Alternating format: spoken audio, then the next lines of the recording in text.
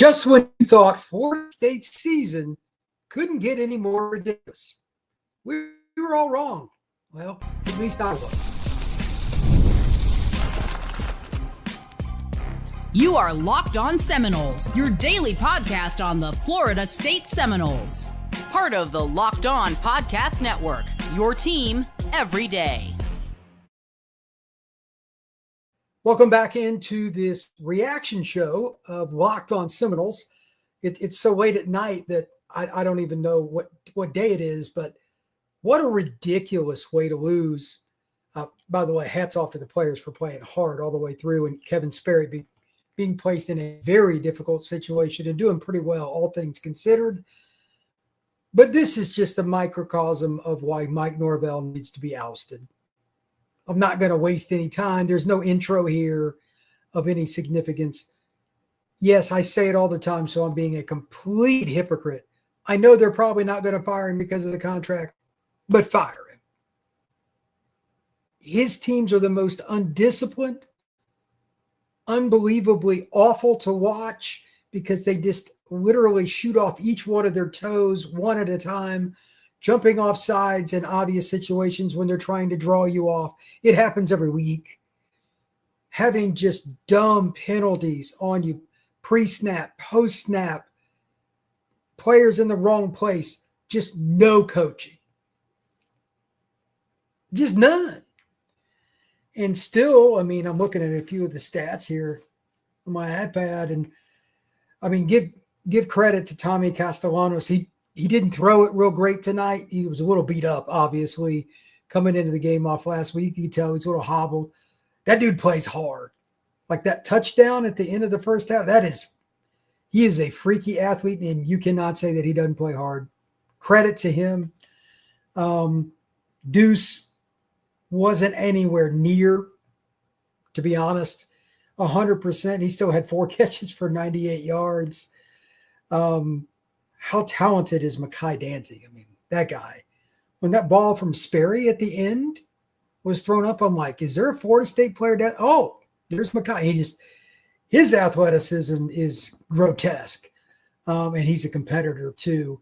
On top of that, just looking at the defense, they play pretty well overall. It's just, and I've said this 100 times, Florida State's lack of timeliness is accentuated over and over again.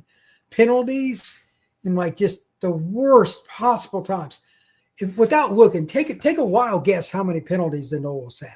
Just take a guess. 13. Stanford only had 293 yards offense. You sign up for that every time. 100 out of 100. The offense obviously shot itself in the foot. Missed field goal. Just little things. Just anything they could do to be wrong. And on top of it, you get the touchdown. That was kind of goofy, where it's called back. Tommy's over the line of scrimmage or whatever. That's unfortunate, but it is what it is. But here are 3 things that I know. Besides Norvell being fired. That's not on the board because that's just too obvious. This team came into the game, just like I said it would, sleepwalking. 2, if you give a team like Stanford, who has nothing to lose, hope, they're going to grab onto it. They did. And then, ironically, and I thought this was not going to happen, Florida State didn't fold at the end. They played hard at the end. So you sleptwalked at the beginning, and then you kind of got, wait, we might actually lose. And then you played hard later. The penalties and all that, again, I've already went over it. That's number 4, I guess. Just no focus, but again, that's sleepwalking. If you don't respect every team that you play, it's a failure. And Florida State did not respect Stanford at all. I called it every single day this week on Locked On Seminoles, and unfortunately I was correct. The Noles didn't have any interest in that road trip. Pretty obvious. You can't have, again, ready for it, in case you just joined, 13 penalties. What is this, the 1975 Oakland Raiders? Come on, man. This is ridiculous. Florida State is in a complete downward spiral. Complete. And I asked the following, and in all due respect, because again, I firmly believe they played hard at the end. They did. But I asked the following question. I'll look it up and just make sure I get all the dates right here. How many more games will Florida State win, if any? Their remaining schedule, they got a bye week. And then they come back, they will play Wake Forest. Then that's at home. Then they travel to Clemson. I don't know what Klubnik's injury is. For those you don't know, he didn't play today. They lost at home to SMU. Clemson did not look like they wanted to be there. That team is folding too. You got Virginia Tech at home. You go to NC State. You go to Florida. There's not a guaranteed win on the schedule because you don't know from play to play what you're going to get from Florida State. You don't. You don't have any freaking idea what you're going to get from one play to the next. And to be honest with you, I can't say that I'm totally shocked by that, but I was obviously more hopeful that this wouldn't be so bad. But there it is on the screen. For those of you that are curious, Wake Forest is on the first. Then you go to Clemson. You got Virginia Tech. You go to NC State. By the way, that's a Friday night game. That place, the only people sober in that stadium will be the players, trainers, and coaches. And then you go to the Swamp. I don't think Florida State there. The chances of Florida State going to a bowl at this point are pretty limited.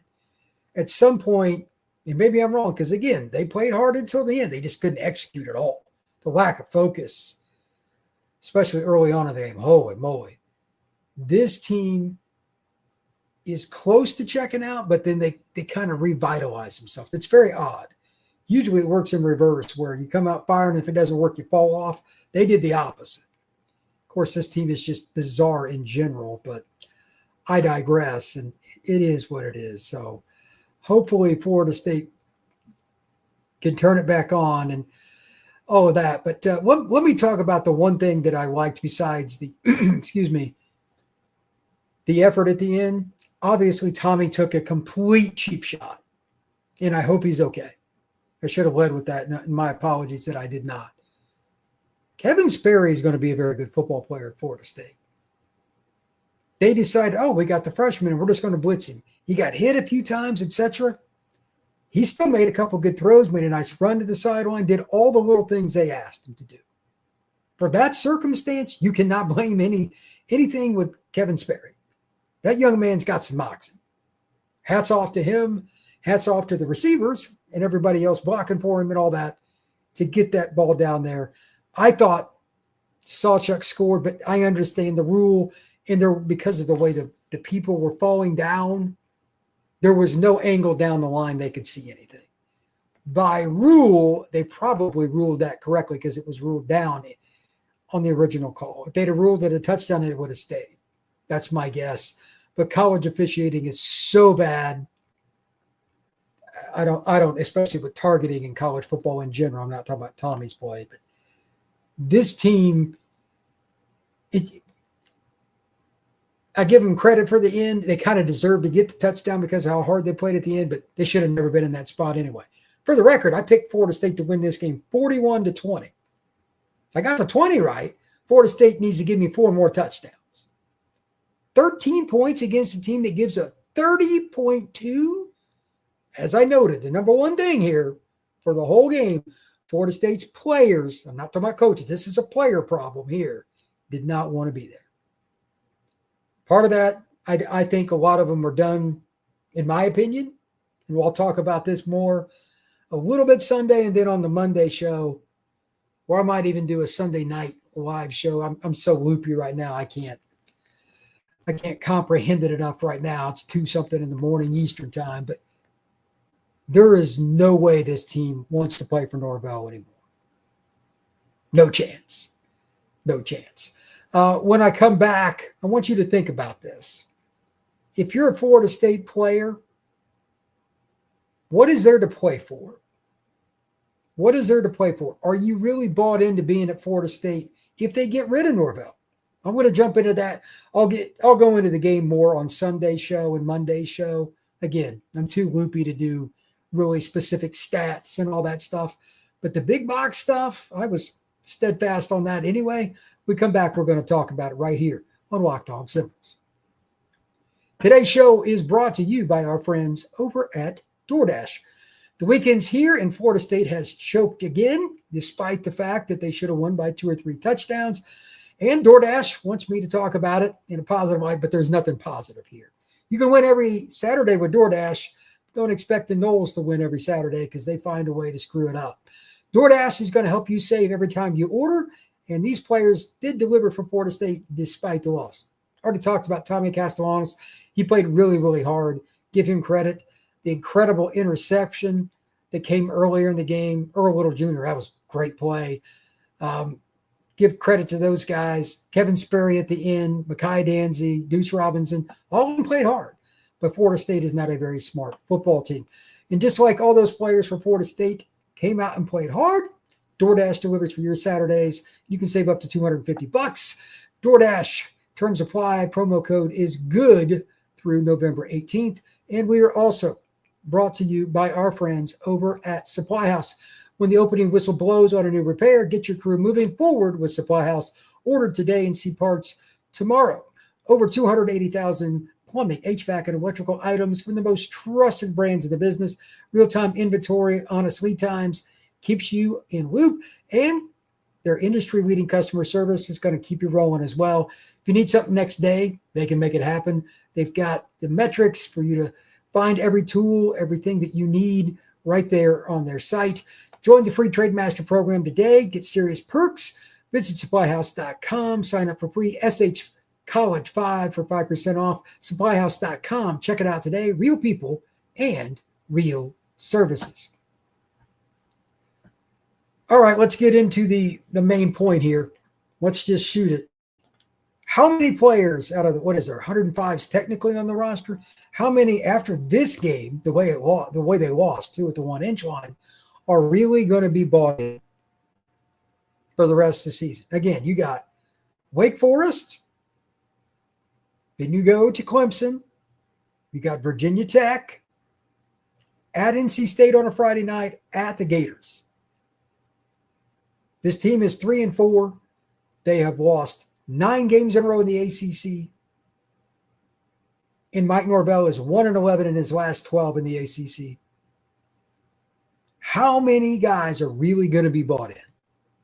5, 10, 15, 20? What's your number? I'm honestly not sure where I would go, but I think tonight we'll take a chunk. At some point, you just getting your head beat in. Again, they played hard until the end. I'm not saying they didn't, but how many does that come down from? I don't know. It'll be some. I'd guess 5 or 10 more guys are probably thinking on the plane ride home back to the state of Florida, you know what? I'm probably going to at least entertain going into the transfer portal. That would be my strong guess. As many of you know, I also operate Locked On the Portal here on the Locked On Podcast Network. Obviously, talks about the transfer portal, recruiting, and NIL. That is my main thing. That is my bag. And these are the kinds of situations from talking to 7-on-7 coaches, trainers, etc. When kids go through this kind of stuff, they start contacting those guys they came up through the high school ranks with. Even before that, even when they were in 7th, 8th grade, these same people, hey, can you find someplace for me? When Penn State got rid of James Franklin, I got a message from a Penn State player almost immediately. Shocker? No. When it's over or close, the messages start going out. I'm concerned because while they got to get rid of Norvell, that's not any news flash. What will the next staff have? In this era, it's really dicey. But at the same time, you may have to do, as painful as it is for me to say this, because I'd have to cover it, a slow rebuild where the roster gets gutted. Who knows? If they can convince them to stay, great. But today's era, I have no clue if that's going to happen. So anyway, I'm just going to jump into the chat. There's a gazillion different posts in here. I'm going to miss 98% of them. My apologies to those of you that I do not bring up, but I'll hit a few. Let's see. This one's kind of interesting. Fear the Spear 352. The last 2 games officiating have been atrocious. That's not wrong. Last week we lose either way. This game was clear manipulation. It was pretty bad. I'm glad they did throw the kid out for targeting. And to be honest, as undisciplined as Florida State's players are, I'm surprised one of them didn't deck that kid and get tossed out of the game too. But that was a terrible, cheap shot. Let's see. If Sperry starts the game, we win easily. Well, he might be starting for a while because I have a feeling Tommy's concussed. This is a good point right here. Gregory Moran 2547 says, playing hard was not enough. Got to have a plan and you got to execute. Gregory, you are not wrong. Oh, let's see. Oh, this is funny. Eric Morse. Norvell has to go tonight. Leave him on the tarmac, man. Leave Norvell on the tarmac. I don't know what you do because it's the contract. Florida State is in a terrible spot. It's so bad. Raul Santiago can't recruit. No development. No discipline. Failure on the coaches. This program is broken. Host of the day. 100%. 100%. Raul, you get post of the day. I might actually talk about that in some capacity on the Sunday show because it's deserving. Oh, this is great.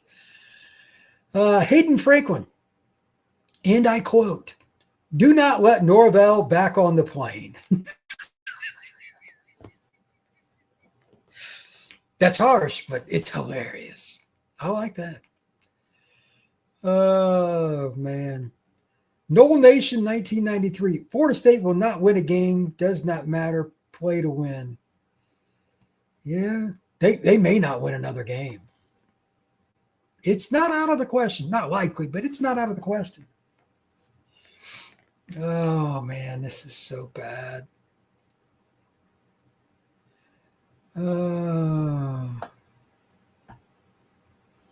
Here's a good one. Joey Tran, 6'5", Stanford was playing second string, quarterback, running back, lineman. But Florida State new freshman quarterback gave Noel some sparks, though. Yeah, that's true. Stanford's pretty beat up, too, and Florida State couldn't score on that.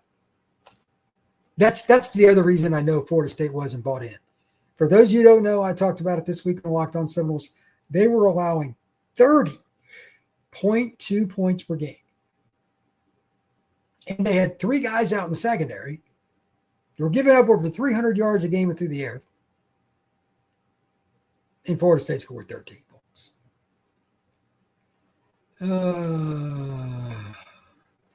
This is a good statement. Keith, you can't start playing in the fourth quarter. Amen to that. I think Florida State should have punted at midfield personally, but that's just me. This is a good one too. NA_K. Woo, that was 2 trash teams playing for the bottom rung of college football. How do you lose to Stanford? An awful Stanford team. I don't know, man. It's pretty bad, man. Jeez. Oh, man. Ty says, I told you Stanford was going to win. I'll only get worse as long as Norvell is here. Yeah, well, that's probably true. K. Woo. I hate when they play hard at the end. They should have done it earlier. Embarrassing. I hate to say it. I'm a Florida State fan. Shaking my head. Yeah, not. There's nothing about that post that's wrong either. You guys are pretty smart. Let's see. Brian, you sure Sperry will be good at Florida State? Not 100% sure he stays. All the good quarterbacks at Florida State under Mike have left. The kid at Illinois, etc. You're not wrong about that either. This is also a good point right here. This is kind of overall, not just Stanford, but it's a microcosm. L Proof. There's absolutely zero chemistry at every level. That includes the players and the coaches. How can I argue with that? SS Gang 777. Norvell was breaking all kinds of negative records. Also true, because he is terrible. If you take nothing else from this podcast, newsflash, Mike Norvell sucks. Yes, indeed. He is atrocious. God, he's terrible. I'll do one more here. Oh, Surfer's in the house. What do you know? What's going on, Surfer? Players need to give back their NIL stipend to tuition. Oh, it's pretty bad, bro. It's pretty bad. Let's see here. Sneaky Turtle, 1122. Well, Brian, wish I could talk, but if we play like we did Friday, Stanford could beat us too. Yeah, Miami didn't play with any urgency against Louisville, and they got outcoached. But you got to have that. It's the same thing, though, man. It's the same thing. Neither team came in focused. That's why they lost. Weak to blame the refs. Go Jackets. Refs killed us, and no excuses. Georgia Tech got completely outplayed and still found a way to win. At least y'all actually lost to a good team and head coach. Florida State lost to a bad Stanford team that has a head coach that doesn't even want to be there or wants to be the permanent head coach. That is also a true statement. All right. I'm just going to make a couple more general comments here, and I'll wrap it up. Number one, somebody just said, Brian, any chance you see Norvell turns this around? No! He's terrible. Hell no. Hell no. He stinks. There's no way my Norvell's not turning around. It's over. No chance in the world. This is the slow death march of Florida State football right now. In live time at freaking 2:44 Eastern time in the morning. I'm podcasting. This is crazy. Two things beyond the fact I will post Sunday later in the day. Need to actually sleep. There's a good idea. And then Monday show, I'll do something, just kind of basic stats, kind of where Florida State is as a program. And I'll probably do a live show Monday night on top of that. Give people time to digest. They can talk about what – I'm going to let the people like they are right now. Monday night's live show will really just be me asking questions and just then answering who comes into the chat. That's what that's going to be. I mean, it's unbelievable. Florida State is 1-11 in its last 12 ACC games. 1-11. How is that possible? Unbelievable. Mike Norvell should turn in the money and move to Canada, where they've got the worst government ever. God, he stinks. He's so bad. All right, folks, I'm going to wrap it up here. Thank you for those of you that are up that wanted to come into the chat and vent. Mentally, I can't take any more of this garbage. I'm going to put up a YouTube short here in a minute just for entertainment as well, if you want to check that out. But this show, if you want to watch it again, it'll be on the live tab of YouTube. It'll be up on audio, and it'll be up on the main page of YouTube, Spotify, Apple, all those places. Tomorrow, I will have another show. I don't know how long, because it just depends on my mood and how I want to analyze this, because this was a weird game, by the way. It was a really weird game. Quarterback injuries to both teams. How often does that? Like, there was nothing normal about this game. A Hail Mary that hit, untimed downs. Like, this is a weird game, but it's a microcosm of Florida State football. There's nothing normal about it either. So we'll get back to a normal schedule on Monday, post every day. And for those of you who don't know, 3 a.m. for audio, 5 a.m. is YouTube. And if there's a emergency podcast tomorrow because Norvell gets fired, would it shock me? No. But I still think it'll be a while because his contract's too big. I hope I am dead wrong. So with that, thank you very much for those of you tuned in. Truly appreciate you coming out Locked On Seminoles. If you have not already, become an everydayer, like and subscribe. And if you're on Apple, please hit that automatic download. This has been Locked On Seminoles.